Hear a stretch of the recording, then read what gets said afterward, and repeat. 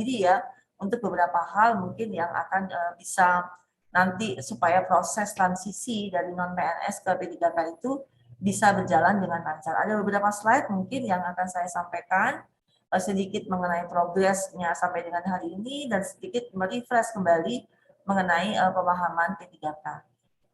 Boleh dibantu, Dr.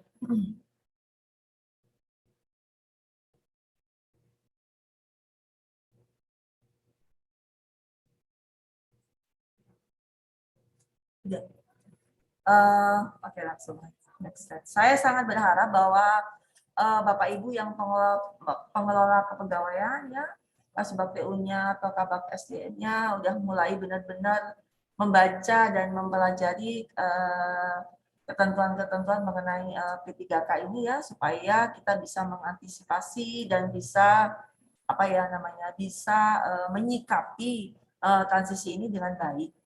Ini sedikit merefresh dimulai dari Undang-Undang 5 ya tahun 2014.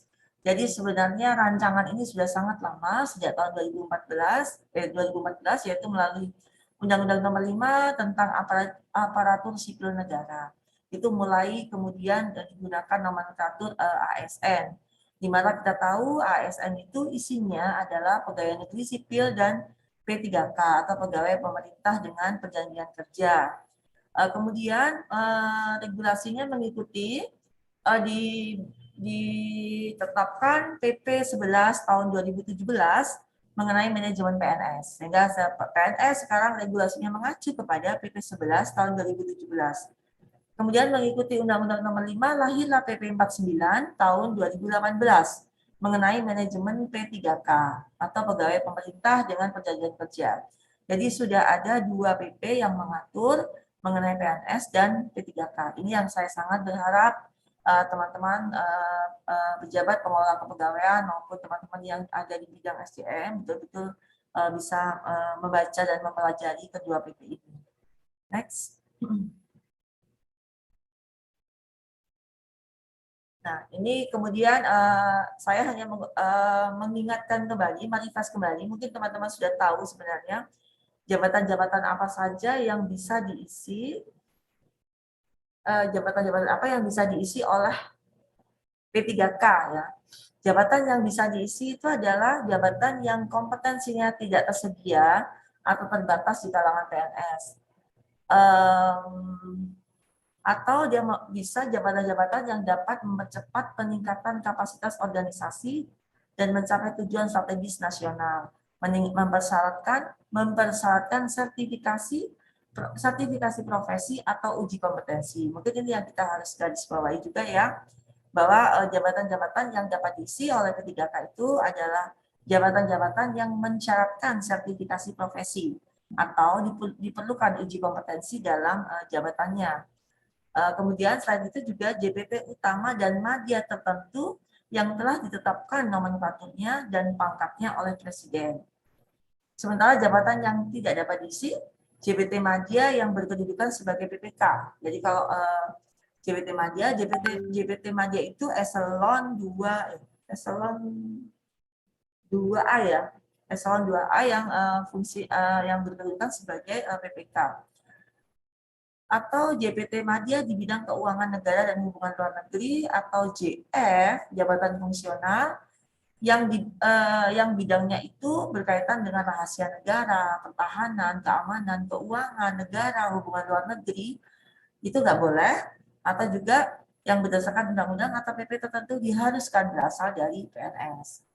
Jadi kalau dari dua hal ini, dua bagian besar ini, untuk di jajaran dinas kesehatan, di rumah sakit, dan di puskesmas, jabatan-jabatan yang bisa diisi oleh P3K itu adalah jabatan yang selama ini lebih kita kenal sebagai jabatan fungsional. Jadi kalau di jabatan fungsional kesehatan itu ada dokter, perawat, bidan, radiologi, segala macam yang masuk dalam kelompok jabatan fungsional. Kalau nggak salah ada 30 ya, ada 30 jenis jabatan fungsional kesehatan yang digunakan di jajaran dinas kesehatan. Itu yang boleh boleh ditempati formasinya oleh P3K. Termasuk juga jabatan fungsional non kesehatan yang sudah mulai ada formasinya seperti apa namanya, analis SDM aparatur ya, analis kepegawaian itu analis Paris, kemudian apa lagi ya, perencana sekarang sudah mulai ada juga, itu adalah jabatan fungsional non kesehatan yang ada di formasi dinas kesehatan dan itu boleh didudukin oleh P3K. Lanjut dok Jan. Kemudian ada beberapa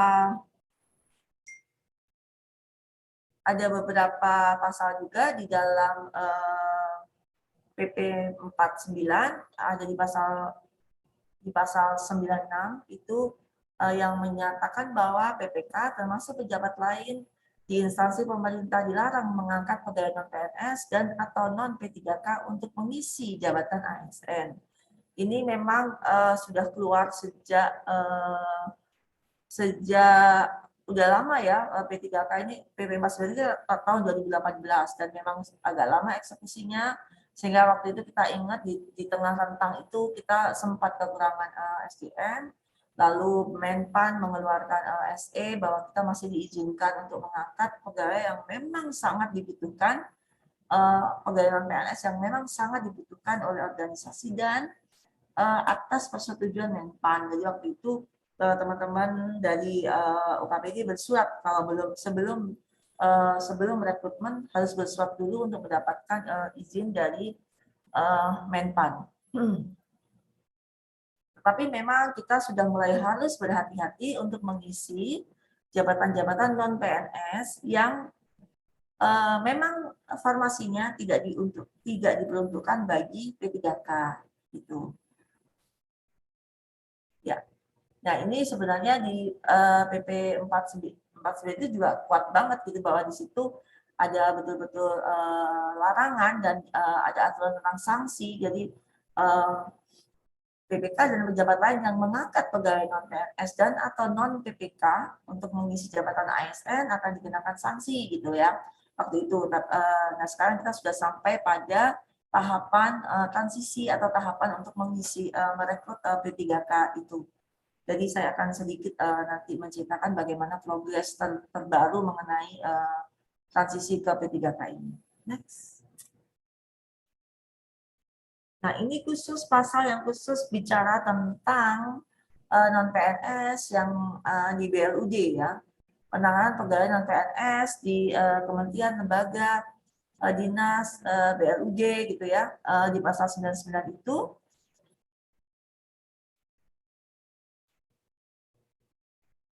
bukan yang ini. Bukan yang ini, lewatin aja. Ini lewatin aja. Intinya adalah di dalam PP 49 itu BLUD itu diberikan waktu selama 5 tahun, untuk apa namanya menyelesaikan transisi dari pegawai non PNS-nya menuju P3K. Itu yang tertera di dalam PP 49. 5 tahun berarti dari tahun 2018, artinya adalah di tahun 2023. Lanjut. Nah, kemudian ini adalah perkembangan terakhir, ada ratas 3 menteri antara Kemenkes, Kemenpan, dan Bappenas di 22 Februari 2022. Sebenarnya ini merupakan angin segar, merupakan sesuatu yang positif bagi kita, karena dalam ratas itu ditetapkan bahwa ada komitmen pemerintah untuk fokus pada pemenuhan dan pemerataan tenaga kesehatan sesuai target RPJMN tahun 2024 dan transformasi sistem kesehatan.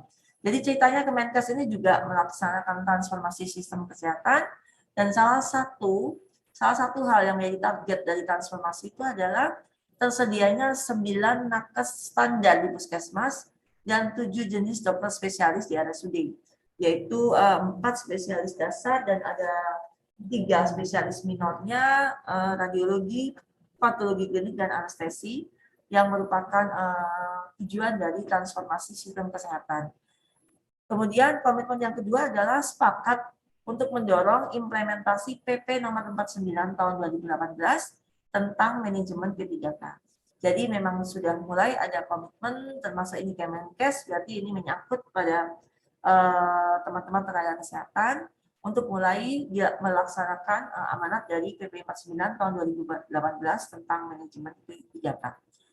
Ini sedikit progres yang ingin kami sampaikan hari ini dan beberapa hal yang terkait apa saja yang bisa kita siapkan untuk proses yang berikutnya. Next, Dr. Chen. Sebelumnya apa?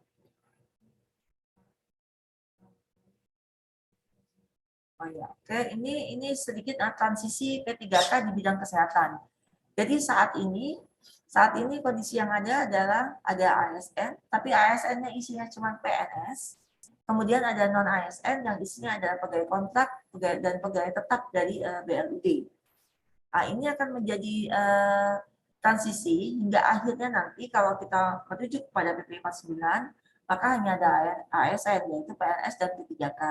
Tapi di dalam masa transisi mungkin nanti ada ASN dan non ASN yaitu kontrak dan pegawai tetap BLUD karena masa transisi ini tidak akan bisa diselesaikan dalam waktu 1 tahun gitu. Pasti akan memakan waktu dan itu masih ada dalam masa transisi. Next.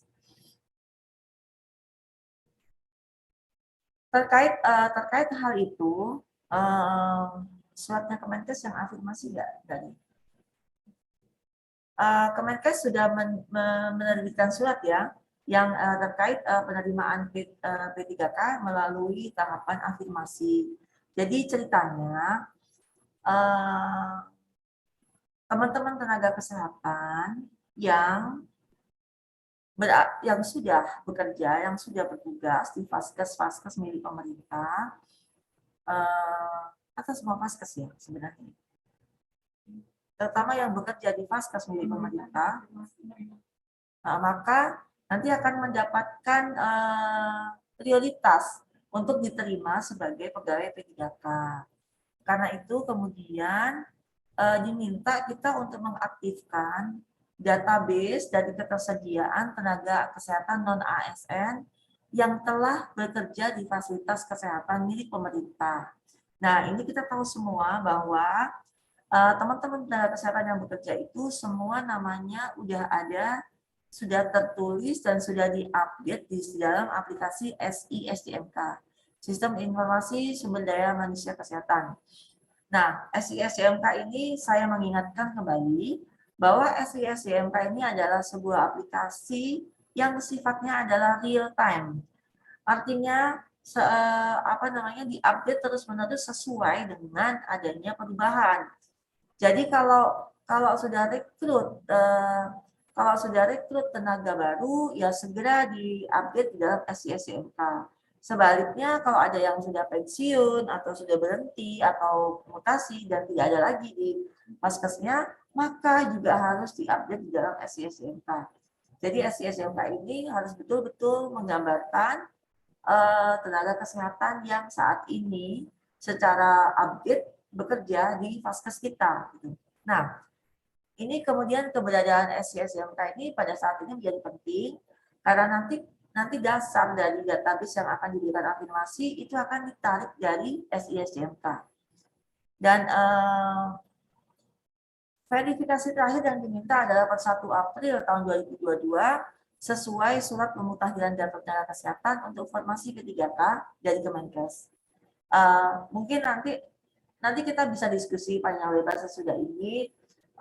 Saya tahu mungkin ada beberapa yang belum selesai input dan segala macam sehingga ada kemungkinan belum seluruh tenaga kesehatannya diinput ke sini. Mungkin nanti SDMK punya datanya, kesenjangan apa gap antara jumlah tenaga kesehatan yang sebenarnya ada dan bekerja saat ini dengan tenaga kesehatan yang sudah diinput di dalam SISDMK ya. Saya berharap teman-teman di pengelola kepegawaian terus memonitor memonitor apakah seluruh pegawai seluruh tenaga kesehatannya sudah masuk dan diupdate ke dalam sistem SISDMK. Jangan sampai ada yang kelewat ya. Satu, jangan sampai ada yang kelewat. Yang kedua, juga jangan sampai ada orang yang sudah tidak bekerja lagi, tapi masih ada namanya di SISDMK gitu. Itu juga nggak boleh.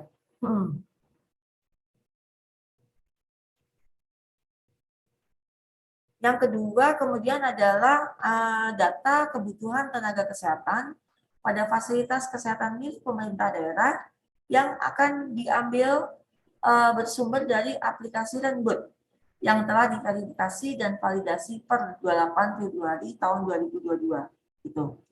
Jadi untuk melihat kebutuhan, jadi yang ingin ditarik itu sebenarnya adalah kebutuhannya berapa, kemudian existing yang sekarang sudah bertugas itu berapa. Data informasi dasar itu yang akan ditarik dan akan menjadi apa namanya sumber data yang menjadi dasar dari regulasi-regulasi yang akan dikeluarkan kemudian oleh Kemenkes, Kemenkes dan Kemenpan. Tenaga kesehatan non-ASN yang masih aktif bekerja di fasilitas kesehatan milik pemerintah yang telah dimutakhirkan datanya di SISMK sesuai batas waktu pemutakhiran data existing tenaga kesehatan non-ASN per individu akan diusulkan sebagai prioritas pemenuhan formasi P3K melalui kebijakan afirmasi. Jadi data nakes yang ada di SISMK itulah yang akan diusulkan kemudian akan ditarik. Sebenarnya tanpa diusulkan juga sudah ditarik sebagai prioritas untuk pemenuhan formasi P3K melalui kebijakan afirmasi. Seperti itu ya Bapak Ibu, karena satu poin di sini saya kembali mengingatkan bahwa updating dari SISMK-nya harus betul-betul terisi dengan data yang akurat, data yang valid. Harus semua orang yang bekerja harus sudah masuk ke situ dan sebaliknya apabila ada pegawai yang sudah tidak bekerja, harus dihapus namanya dari SISDMK. Next. Nah, ini berikutnya adalah prinsip pengusulan formasi P3K tahun 2022. Yang pertama adalah tenaga kesehatan yang prioritas sesuai dengan target yang untuk indikator peningkatan kinerja. 9 nakes prioritas tadi, 9 nakes standar di puskesmas dan 7 spesialis yang di rumah sakit. Faktor-faktor yang ada hubungannya dengan RPJMN yang di depan tadi itu yang menjadi prioritas. Kemudian lokasi prioritas adalah vaskes yang kosong dan kurang dari standar tenaga kesehatan. Kemudian yang ketiga, pemenuhan bertahap menyesuaikan prioritas kebutuhan dan kapasitas fiskal dari masing-masing Pemda. Gitu. Karena yang pertama kita pahami bahwa P3K ini nanti panselnya akan nasional ya. Panselnya akan nasional karena itu prinsipnya juga secara nasional. Dan kemudian yang kedua bahwa pembiayaan P3K ini diserahkan kepada daerah melalui APBD. Jadi berapa kuotanya, berapa formasinya yang bisa diangkat segala macam, itu sangat bergantung kepada kapasitas fiskal dari masing-masing daerah. Dan kemudian yang hal berikutnya adalah mengenai kebijakan seleksi P3K di bidang kesehatan. Itu sudah ada regulasinya, yaitu berdasarkan peraturan Menpan RB nomor 29 tahun 2021 tentang pengadaan pegawai pemerintah dengan perjanjian kerja untuk jabatan fungsional. Jadi sudah diatur regulasinya. Nah, sekarang hal-hal yang di luar kendali kita tentu kita nggak bisa atur ya, kita ikutin aja progres dan regulasi yang ada. Tetapi yang mesti kita siapkan dengan benar saat ini adalah data. Jadi kembali saya mengingatkan bahwa data pegawai untuk terutama pegawai non-PNS itu harus betul-betul clear, valid, akurat. Semua non-PNS tercatat di dalam SISDMK, kemudian dokumen-dokumen kepegawaiannya, surat kontaknya, segala macam itu lengkap. Harus dipastikan bahwa itu ada dan lengkap gitu, sehingga apabila kemudian nanti dibutuhkan untuk proses rekrutmen P3K, ini udah siap.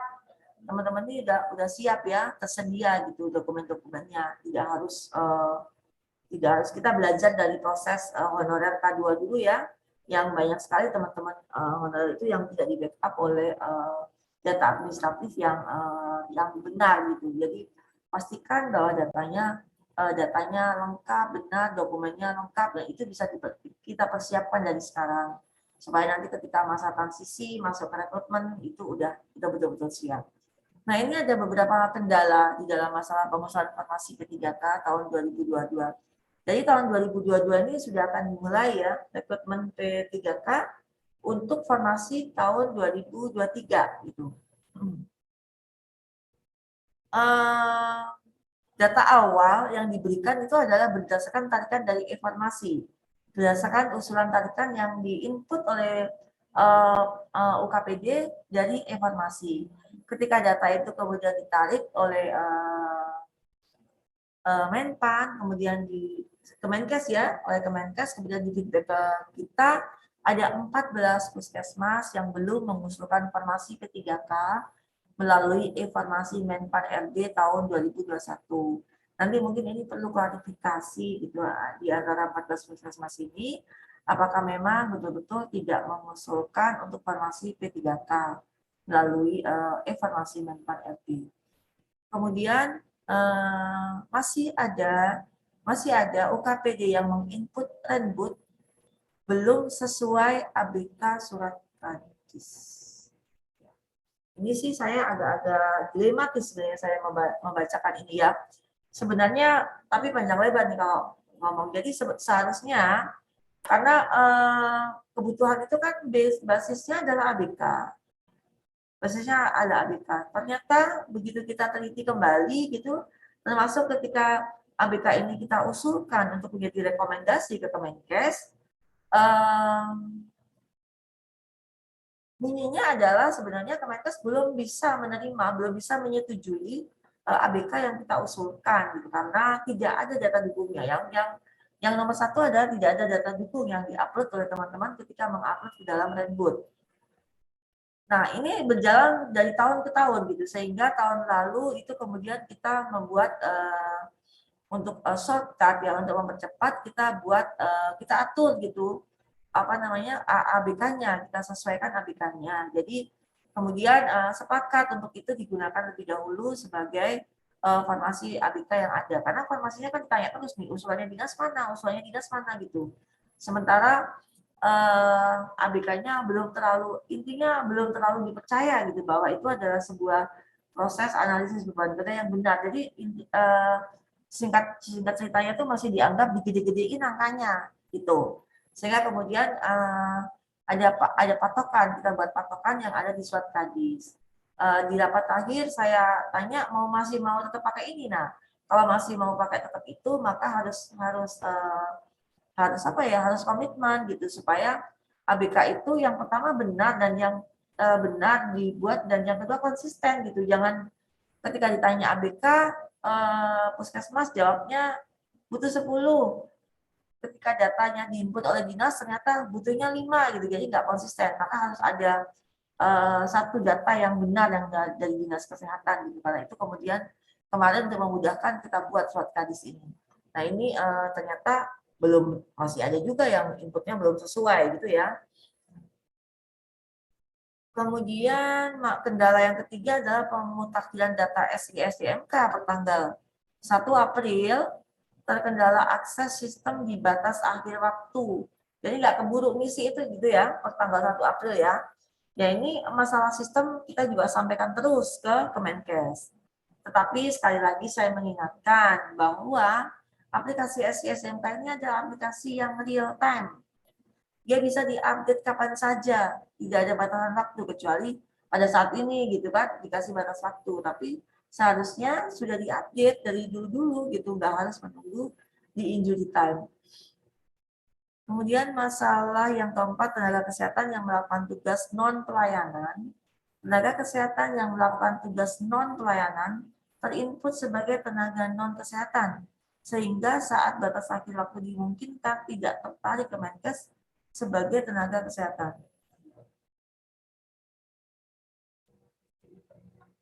Oh, jadi ada beberapa nih non PNS yang sebetulnya pendidikannya adalah kesehatan ya, pendidikannya kesehatan, mungkin SKM, mungkin perawat, tetapi implementasinya dia tidak bertugas sebagai tenaga kesehatan gitu ya. Sehingga di dalam SISDMK kemudian di-inputnya sebagai tenaga non kesehatan. Oh gitu. Kalau di-input sebagai tenaga non kesehatan nggak ketarik gitu karena memang afirmasi ini hanya diperuntukkan bagi tenaga kesehatan gitu. Nah, saya nggak tahu, mungkin nanti teman-teman bisa info apakah kasus seperti ini banyak. Apakah teman-teman banyak merekrut tenaga kesehatan, tapi kemudian tidak ditugaskan sebagai tidak ditugaskan untuk memberikan pelayanan kesehatan, artinya dia ditugaskan di bidang lain. Nah, ini mesti kita lihat gitu permasalahannya seperti apa dan kalau memungkinkan ya kita sih sebenarnya sangat terbuka untuk memberikan kesempatan ya. Nanti kita cari cara untuk tetap memberikan kesempatan, meskipun memang sesuai SK dia bukan tenaga kesehatan ya karena tidak bertugas memberikan layanan kesehatan. Kemudian yang kelima adalah profil individu tenaga kesehatan non ASN di SISMK belum terisi penuh seluruh variabel. Oh gitu. Ayo diisi penuh ya. Di SISMK-nya variabel nomor STR, nomor ijazah, PMT dan lain-lain itu harus diisi. Karena itu semua ada dasarnya. Ada variabel-variabel yang digunakan untuk memberikan pertimbangan dalam konsep afirmasi nanti gitu. Jadi harus diisi nomor STR-nya berapa, nomor ijazahnya berapa, TMT-nya berapa. Dan sekali lagi saya berpesan, ketika mengisi data ini harus sungguh-sungguh ya. Jangan diisi sembarangan gitu. Jadi kalau diminta nomor STR ya betul-betul diisi nomor STR. Ijazah ya nomor ijazah gitu. Jangan mungkin sistemnya tidak bisa koreksi ya. Apakah itu betul nomor STR atau tidak, tapi harus betul-betul diisi dengan benar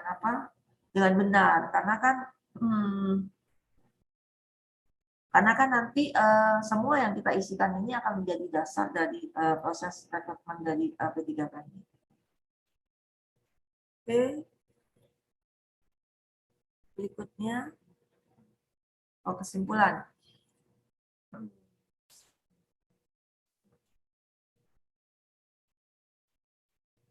Udah. Ya, seperti itu ya teman-teman. Jadi mungkin kalau saya boleh ulang, yang pertama paham ya, saya anggap semuanya sudah paham mengenai aturan P3K. Kemudian saat ini tahun 2022 kita sudah mulai masuk pada tahapan rekrutmen P3K untuk kesehatan. Jadi kita sedang berkoordinasi terus nih, kita juga masih rapat-rapat terus sama BKD, Bapeda, ORB gitu untuk proses ini. Dan ada beberapa kendala yang tadi sudah saya sampaikan terkait bagaimana posisi update dari SISMK kita, apakah sudah betul semuanya, kemudian tahapan ini semua masuk dalam kategori tahapan persiapan ya, teman tadi yang saya sampaikan, posisi SISMK-nya, dokumen-dokumen yang menunjukkan bahwa tenaga kesehatan tersebut memang benar bekerja di atas kita, itu juga harus jelas. Kemudian hasil validasi usulan formasi P3K jangan lupa akan dijadikan referensi input evaluasi Menpan tahun 2022. Nanti kalau ini kalau kita lihat bekerjanya sudah by system ya. Jadi nanti dari SISMK mungkin ke evaluasi gitu ya, akan terus berjalan gitu. Jadi mungkin komunikasinya nggak lagi ini karena sudah by system. Jadi ketika kemudian diinfokan update melalui sistem ini, maka itu diikutin karena berarti sistem itu yang akan dipakai sebagai dasar.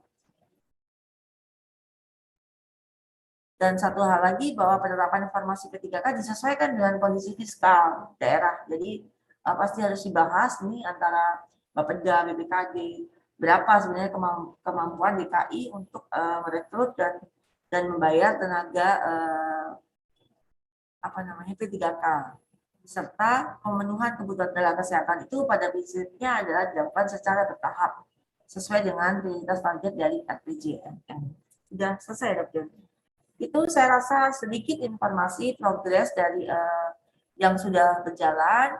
Jadi prinsipnya hanya mengingatkan kembali SISMK-nya, ayo semuanya update, benar gitu ya, valid, dan kemudian dokumen-dokumen terkait non-PNS-nya jelas, data-data non-PNS itu harus jelas ya, harus benar, Nah, kemudian tadi ada masalah tuh karena ada tenaga kesehatan yang ternyata tidak ditugaskan sebagai eh, tenaga kesehatan atau tidak ditugaskan di bidang layanan kesehatan secara langsung. Nah, bagaimana bagaimana solusinya supaya supaya tetap bisa masuk di dalam konteks afirmasi tenaga kesehatan ini? Mungkin itu beberapa hal. Dokter ada tambahan? Iya, Bu. Ya, silakan dokter teruskan nanti eh, kita mungkin akan lebih masuk dalam tanya jawab. Sebenarnya saya pengen tahu ada masalah-masalah apa aja yang ada di apa di Vaskes. Jadi kalau disampaikan saja nanti supaya apa namanya supaya apa efektif waktunya. Kalau satu masalah sudah disampaikan di tempat lain nggak usah diulang lagi. Karena kita ingin menginventarisir ada masalah apa yang mungkin kita eh, bisa komunikasikan, bisa kita angkat ke tingkat provinsi maupun ke tingkat nasional sehingga bisa menjadi solusi. Itu saya rasa mungkin dilanjutkan dokter, silakan dokter. Ya, makasih Bu. Mungkin tambahan ya untuk saat ini memang kemarin sudah tertarik di tanggal 1 April untuk posisi usulan tenaga kesehatan yang akan masuk ke formasi P3K melalui afirmasi. Nah, untuk afirmasinya ini masih belum ada modelnya. Kemarin Menpan baru sosialisasi menceritakan tentang afirmasi di bidang di guru. Jadi bisa dimungkinkan itu dari masa tugas ataupun dari STR gitu ya, dari usia kalau umpamanya ada profesi tertentu dan yang bersangkutan itu sudah bekerja di Vaskes milik pemerintah, mungkin akan ada penambahan nilai untuk seleksi saat kualifikasi dari P3K ini gitu. Jadi nanti pengadaannya akan bagi 2 jalur. Berkaca dari guru kemarin ada jalur umum dan jalur afirmasi.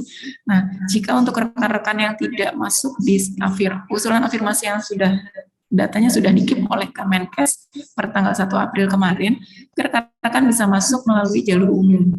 Jadi di sini jalur afirmasinya itu hanya menambah poin, kalau kemarin sih menambah poin gitu ya untuk di guru itu. Jadi dimungkinkan masih tenaga-tenaga dari seleksi umum itu mengisi formasi P3K karena untuk penambahan poinnya saja gitu. Jadi dengan afirmasi ini bukan golden ticket yang auto lulus, tetapi itu hanya menambah beberapa poin di tahapan-tahapan seleksi yang dimungkinkan juga untuk seleksi yang dari formasi umumnya bisa mengisi formasi P3K paling itu. Dan saat ini kami mendapatkan feedback kemarin yang tarikan dari eformasi yang tahun lalu sekitar bulan Agustus atau September kita input bersama di eformasi tahun 2021, itu ada sekitar 2.700 usulan P3K, namun ada beberapa puskesmas atau PSUD yang puskesmas ya tadi yang tidak menginput usulan dari P3K. Apakah itu memang tidak mengusulkan P3K atau memang tidak tertarik by sistemnya gitu. Nah, di sini implementasi dari PP 49 ini sudah berjalan seperti yang tadi disampaikan oleh Ibu, ada larangan yang sampai masa transisinya di sini 5 tahun dan berakhir di tahun depan gitu. Paling itu saja sih tambahan dari saya sebagai pertimbangan nanti bagaimana usulan dari formasi P3K yang nanti akan di-input ulang seperti habis lebaran Bu, melalui formasi Menpan. Paling itu tambahan dari saya. Jika ada Bapak Ibu yang bertanya, monggo.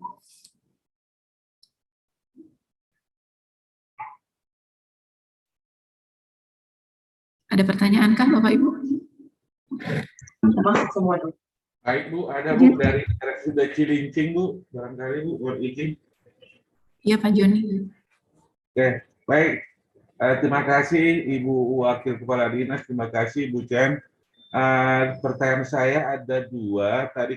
Tadi paparan dari Bu Aka itu di sana tercantum juga terkait dengan BLUD ya untuk P3K ini. Mungkin hanya masukan barangkali Bu Chen, nanti dalam peraturan Kementerian Dalam Negeri terkait dengan pembinaan dan pengelolaan BLUD. Nah, ini mungkin seperti apa nanti pengelolaan BLUD ini, kan di sana kan ada ketenagaan itu sudah diatur di sana, mungkin dengan P3K ini. Itu mungkin nanti Bu satu pertanyaannya, supaya nanti kita yang pengelola BLUD ini, apakah ini tetap melihat keberadaan Kementerian Dalam Negeri, di sana kan jelas pengaturan tentang SDM juga, itu satu, di samping dengan dana-dana yang ada di sana. Yang kedua adalah terkait dengan tadi formasi itu Bu, dibuka juga dengan jalur umum ya Bu, jalur umum juga. Saya sendiri dari pengelola BLUD ini ada sedikit ketakutan gitu Bu, ada sedikit ketakutan. Contohnya, apabila formasi yang ada di kita ini dan kita ajukan beberapa orangnya ikut P3K, ternyata dalam seleksinya keberuntungan tidak berpihak kepada mereka. Nah, sementara formasi yang ada di kita ini, apakah itu diisi dari tempat lain gitu, atau dari umum gitu. Nah, seperti apa nanti teman-teman kita pegawai BLUD atau pegawai non PNS yang sudah ada itu, dia akan habis formasinya, Bu. Ini mungkin menjadi pemikiran bagi saya ke masa depannya apabila nanti dilaksanakan seleksi P3K dan penerapannya. Mohon izin Bu Chen, mohon izin Bu Waka, terima kasih. Itu pertanyaan saya ada dua, Bu. Terima kasih.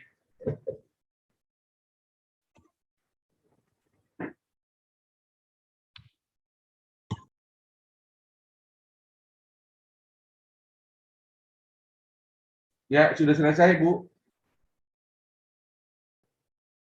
Ya Pak Joni, ada yang lain kah teman-teman? Izin Bu, dari Pancoran Bu.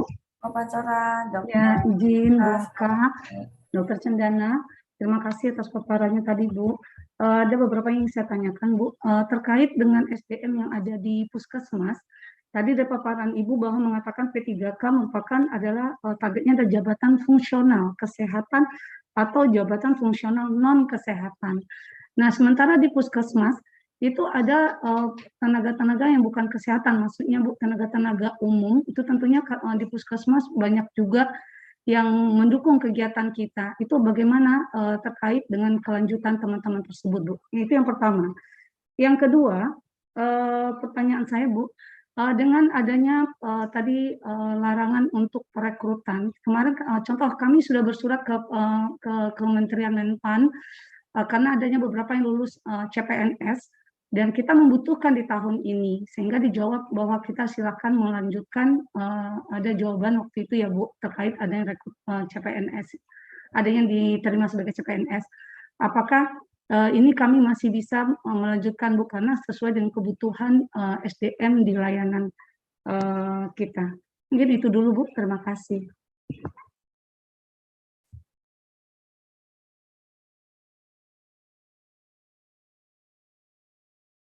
Masih ada yang lain? Dari Koja, Dok. Siap, Bu Puji. Ya, terima kasih Bu Waka dan Dr. Cendana. Mungkin ada dua pertanyaan yang ingin saya tanyakan. Yang pertama adalah dari di Koja, kejadiannya ada beberapa pegawai yang dieformasi, misalnya ditempatkan di posisi yang memang D3 misalnya, tetapi ternyata pada kenyataannya dia memiliki ijazahnya adalah D4 gitu.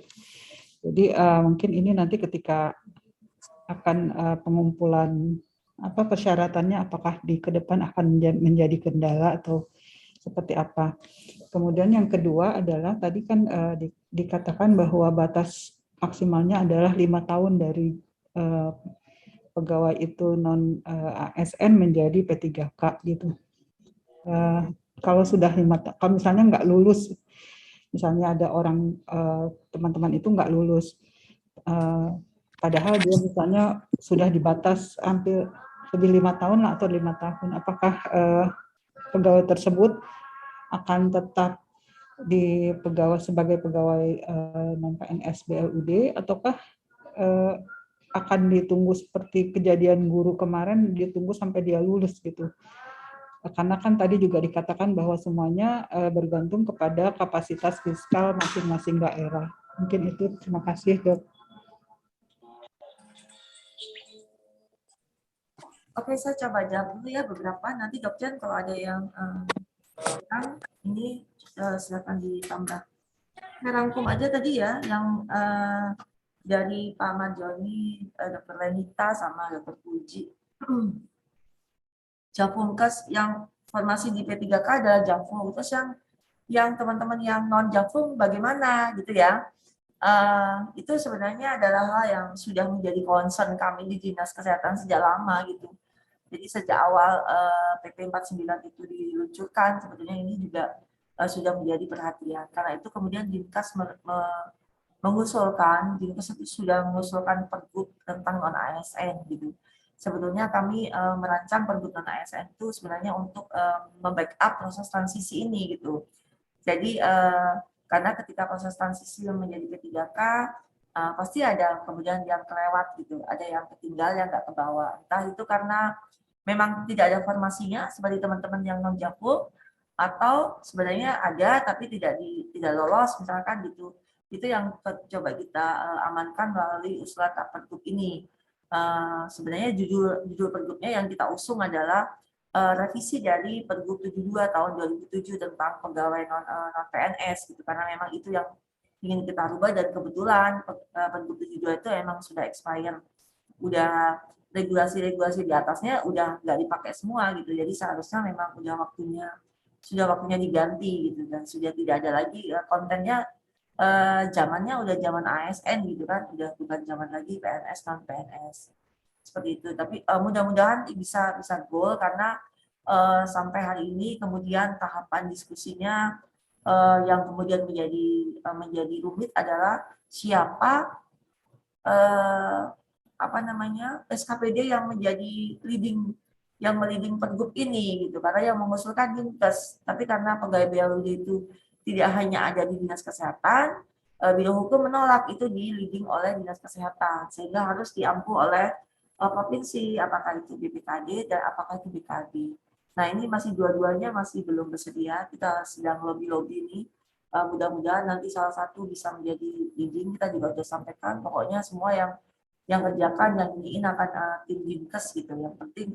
Nah, itu sebenarnya yang kita harapkan bisa mengamankan proses transisi ini gitu. Dr. Lenita, Dr. Puji, Pak Marjoni juga tadi ya pertanyaannya yang nggak diterima gimana gitu kan? Itu juga yang menjadi apa namanya? menjadi concern kita gitu ya untuk memikirkan. Pokoknya yang jelas itu beban yang ada di dinas itu adalah kami ingin semuanya secara aman ke bawah gitu, ke dalam konsep P3K ini, P3K ataupun apa nanti namanya, karena itu yang kami usulkan adalah non ASN. Jadi masih ada rumah non ASN untuk di Dinkes ya. Tapi nggak tahu kalau belum jadi pergub, berarti kan belum kita realisasikan. Nah, karena itu sekarang kan tadi saya sampaikan bahwa banyak terkait P3K itu banyak regulasi yang di luar kendali kita gitu, karena ini mainannya udah nasional, provinsi gitu ya. Jadi yang bisa kita lakukan itu adalah kita berusaha meminimalisir resiko-resiko terkait transisi ini. Salah satunya itu gitu. Jadi supaya resikonya tidak tambah besar, saya selalu berpesan hati-hati melakukan rekrutmen non PNS pada saat ini. Karena semakin besar kita memiliki gerbong non PNS, maka nanti makin berat gitu, proses transisi itu akan semakin berat, terutama merekrut tenaga-tenaga administrasi, karena di PP, jangan lupa di PP 49 sudah dituliskan untuk kita tidak lagi mengisi posisi-posisi yang merupakan posisi jabatan ASN gitu. Jadi ya saya nggak bisa bilang tidak boleh gitu, karena sebetulnya yang paling tahu kebutuhan adalah teman-teman, para direktur, para kepala puskesmas, itu yang paling tahu kebutuhan. Tapi mungkin alangkah bijaksananya kalau pada saat ini kita betul-betul mengoptimalkan pegawai yang ada gitu. Jadi kalau memang ada yang kurang, diatur lagi, mungkin alur bekerjanya, mungkin SOP-nya, mungkin pembagiannya diatur, dimaksimalkan sedemikian rupa sehingga pegawai yang ada itu bisa dioptimalkan. Sampai kita belum tahu perkembangannya seperti apa. Sama sebenarnya saya juga belum tahu banyak. BKD juga belum tahu banyak gitu. Jadi kita hanya mengikuti proses-prosesnya. Tapi kenapa kemarin saya bilang, ayo kita bikin pertemuan. Kembali saya ingin mengingatkan teman-teman hati-hati gitu. Jangan banyak-banyak punya gerbong gitu, karena makin besar gerbong kita, nanti makin besar gitu beban kita ya untuk membawa teman-teman kita ini supaya semuanya ke bawah gitu. Jadi hati-hati apa namanya, karena kalau kita lihat regulasinya semuanya sebenarnya melarang gitu kan, meskipun kondisinya seperti ini. Jadi ya tarik ulur lah gitu, diatur sedemikian rupa supaya masih bisa dimaksimalkan dengan pegawai yang ada gitu. Kecuali memang udah sangat-sangat artinya begini, kalau nggak rekrut itu pelayanan nggak bisa jalan ya. Kalau kayak begitu ya kita nggak bisa bilang. Kalau kemudian tadi disampaikan oleh Dr. Lenita, ada yang udah lulus CPNS gitu. Jangan lupa tahun ini sudah ada rekrutmen P3K. Jadi nanti ada kemungkinan formasi-formasi yang kosong ditinggalkan oleh teman-teman yang diterima CPNS bisa diisi oleh P3K gitu. Jadi jangan buru-buru merekrut, karena kan semakin banyak kita merekrut, resikonya pertama gerbongnya makin besar yang mesti diurusin. Yang kedua, formasi untuk P3K-nya akan makin kecil gitu kan, akan semakin menutup. Jadi dari data yang ditarik oleh Kemenkes itu seolah-olah kita nggak butuh gitu ya, karena formasi-formasinya sudah diisi gitu. Jadi ditahan. Mungkin nanti ini kan udah mulai rekrutmen lagi P3K. Jadi kalau memang masih bisa diamankan sampai tahapan posisi rekrutmen nanti diatur. Pokoknya diatur lah, pinter-pinter diatur. Kalau memang sangat-sangat kurang, mungkin nanti bisa dikomunikasikan dengan dinas. Saya nggak tahu, mungkin nanti ada redistribusi atau apa gitu. Yang penting itu betul-betul ditahan gitu. Menurut saya tidak melarang, tapi betul-betul dibutuhkan kedisiplinan dan kebijakan strategi dari teman-teman pimpinan UKPD untuk mengatur alur pelayanan dengan pegawai yang ada pada saat ini. Nah, sebetulnya teman-teman yang sudah bekerja ini dengan dimasukkan namanya ke dalam SCSMK dan ada konsep afirmasi, jadi ada poin lebih gitu, ada prioritas untuk diterima. Tapi apakah ada kemungkinan tidak diterima ya? Ya mungkin saja gitu. Mungkin saja. Nah itu kalau menjawab pertanyaannya Pak Jody, saya juga nggak tahu gitu, karena itu jawaban yang kemudian dilakukan oleh dinas adalah mengusulkan pergub tersebut gitu. Karena di dalam pergub tersebut termasuklah kita membahas bagaimana mekanisme transisi teman-teman yang non PNS di dalam proses pengalihan ke P3K. Satu lagi ijazah. Nah ini ijazah ini juga jadi hal yang rumit nanti ya. Kalau misalkan ijazahnya D3 diterimanya bekerjanya terampil, sekarang udah punya S1 yang diinput yang mana gitu. Yang saya tangkap kemarin adalah nah, sebenarnya sampai sekarang juga belum jelas apakah nanti P3K itu hanya akan rekrut di level dasar, kalau ahli ya pertama gitu ya, kalau yang tampil ya apa level terbawah tampil gitu, ataukah ada level di atasnya, kita belum tahu. Tapi menurut saya sih logikanya kemungkinan besar baru di level awal gitu. Karena memang standar kompetensinya belum benar-benar kebangun ya untuk tenaga kesehatan ini. Nah, kemarin dipesankan bahwa jabatan dan ijazah yang dituliskan di dalam SCSMK itu harus sesuai dengan kontrak gitu. Jadi kalau sesuai dengan kontrak artinya kalau pegawai tersebut dikontrak di posisi terampil ya dimasukkan di posisi terampil dulu gitu. Seperti itu ya. Nanti mungkin kalau dia memang udah, artinya pengalaman yang bekerja selama ini dia adalah pengalaman bekerja sebagai tenaga terampil gitu kan. Afirmasinya di situ sebenarnya. Terus saya mohon masing-masing mulai cek kembali bunyi surat kontraknya. Surat kontraknya dipastikan kembali apakah betul-betul sudah sesuai. Karena seperti waktu saya dulu masih di Sekdis apa di SDK gitu, saya pernah mengulang kembali gitu ya sosialisasi mengenai non PNS, itu termasuk kita bicara tentang bagaimana membuat sebuah kontrak Gitu. Jadi kontrak itu nggak perlu panjang lebar sebenarnya, tapi karena takutnya semakin banyak kita bicara, semakin ada kemungkinan celah-celah salah gitu. Tapi apa namanya, jelas gitu. Yang jelas, yang harus jelas ada di situ tertera adalah hak dan kewajibannya gitu. Kewajibannya dia apa? Artinya kan ketika kita bicara kewajiban, kita bicara dia direkrut sebagai apa, dalam jabatan apa, jadi tugasnya apa, jam kerjanya bagaimana gitu. Kemudian kalau bikin kesalahan ada sanksi, sanksinya diatur di mana. Terus haknya dia dapat apa saja, itu betul-betul diatur di dalam kontraknya gitu, sehingga kontrak itu memberikan kejelasan. Karena nanti kalau ada sesuatu masalah, pasti nanti rujukannya adalah kontrak yang sudah ada. Itu ya, sementara saya rasa yang bisa saya sampaikan. Mungkin masih ada pertanyaan lain atau Dok Chen mau nambahkan, silakan.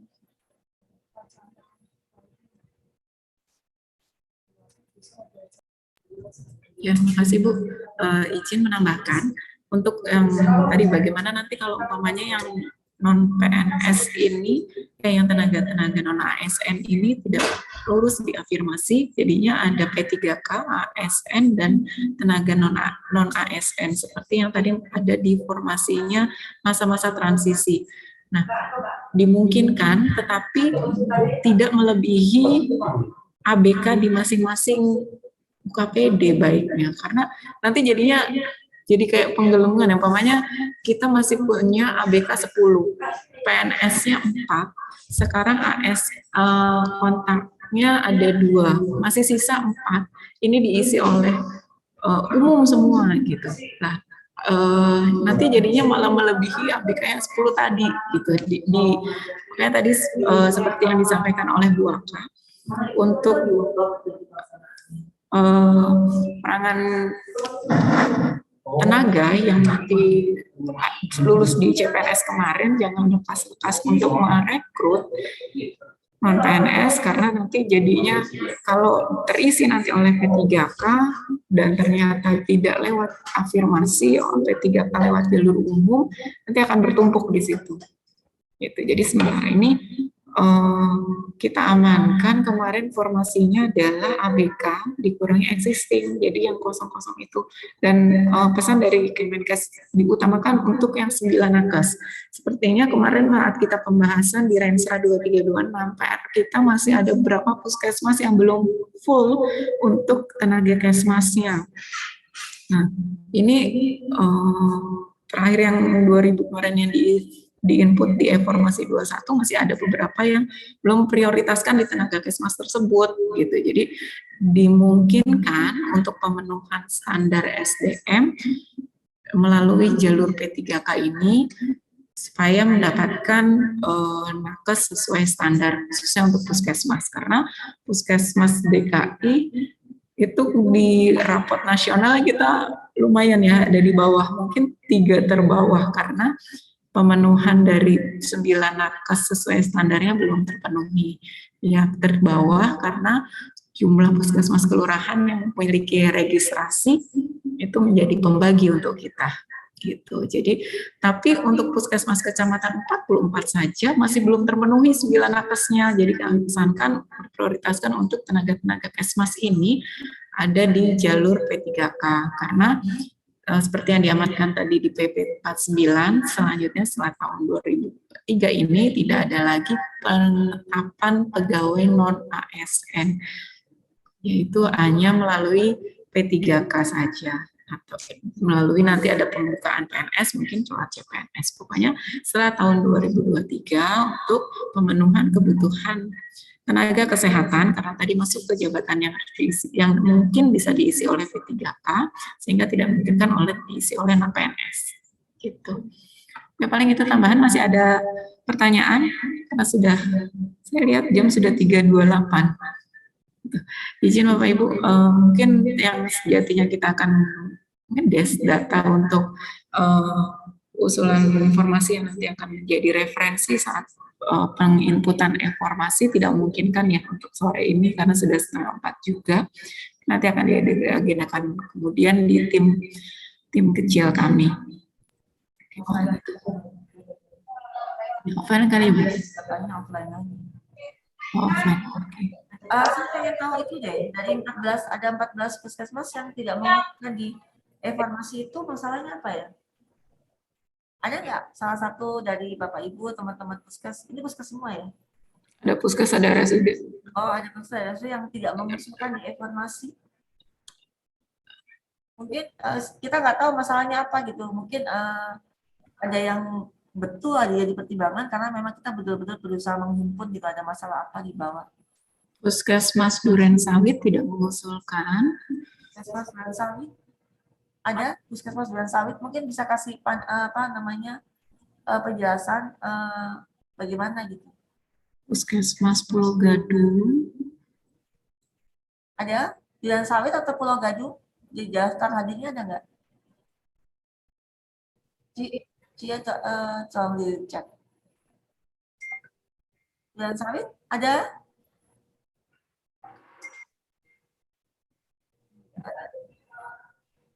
Puskesmas Duren Sawit, Pulau Gadung, Keramat Jati. Itu ada Puskesmas Keramat Jati? Izin Bu, saya Keramat Jati Bu. Iya. Oh, Mas Adit. Ya. Itu tahun berapa ya Bu? Karena Enggak, yang akhir tahun kemarin sekitar bulan Agustus ya Mbak Hesti. Mungkin di sini ada teman-teman kepegawaian juga. Mbak Hesti atau Rizka. Yang September, Agustus itu kan nginput formasi Menpan itu loh. Iya, 2021 itu. Tahun 2021 input informasi. Ya, Mbak Hesti ya? Iya. izin Bu, saya nanti coba tanya sama tim kepegawaian ke saya ya Bu, terkait yang di tahun 2021 itu kendalanya di mana dan kalau memang masih bisa dibuka kembali kami coba akan input karena saya belum timbang terima Bu karena kebetulan saya aktif di kepegawaian di bulan November awal 2021 ini Bu. Tapi saya coba telusur Bu kendalanya seperti apa.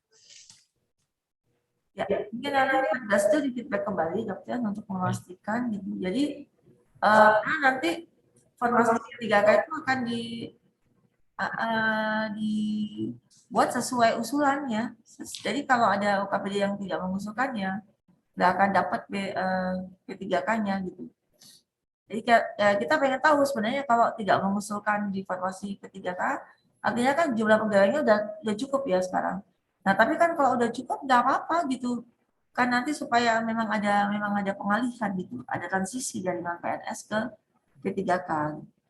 Karena memang jangan lupa gitu bahwa di PP 49 disebut bahwa nantinya ke depannya yang ada adalah ASN dan P3K.